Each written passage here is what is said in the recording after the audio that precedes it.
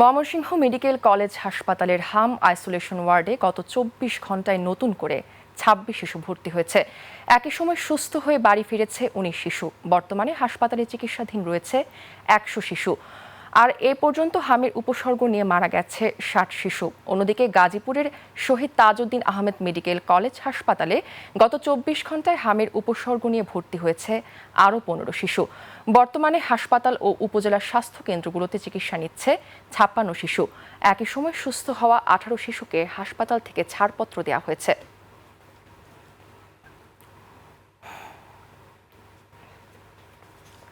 হাম ও ডেঙ্গু পরিস্থিতি জানাতে ময়মনসিংহ থেকে যুক্ত হচ্ছেন বিভাগীয় প্রতিনিধি আতাউর রহমান জুয়েল।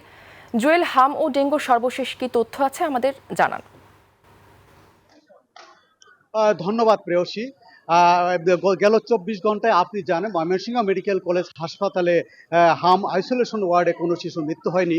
এটি যদিও স্বস্তির খবর, কিন্তু অভিভাবকরা কিন্তু স্বস্তিতে নেই। কেননা এ পর্যন্ত কিন্তু ৬০ জন শিশু কিন্তু মৃত্যুবরণ করেছে এবং এখন বর্তমানে কিন্তু ১০০ শিশু হাসপাতালে ভর্তি আছে। অভিভাবকরা খুবই চিন্তিত তাদের সন্তানদের চিকিৎসা সেবা নিয়ে। বিশেষ করে যে বিশেষজ্ঞ চিকিৎসকরা যেটা বলছেন যে হাম আক্রান্ত হওয়ার পাশাপাশি অন্যান্য রোগে আক্রান্ত হয়ে কিন্তু শিশুরা মৃত্যুবরণ করছেন। বিশেষ করে নিউমোনিয়া আক্রান্ত হচ্ছে, শ্বাসকষ্ট হচ্ছে, অক্সিজেনের প্রয়োজন হচ্ছে, আইসিইউর প্রয়োজন হচ্ছে। কিন্তু ময়মনসিংহ মেডিকেল কলেজ হাসপাতালে কিন্তু আইসিইউর কোনো ব্যবস্থা নেই। এ কারণে কিন্তু শিশুদের মৃত্যু হচ্ছে।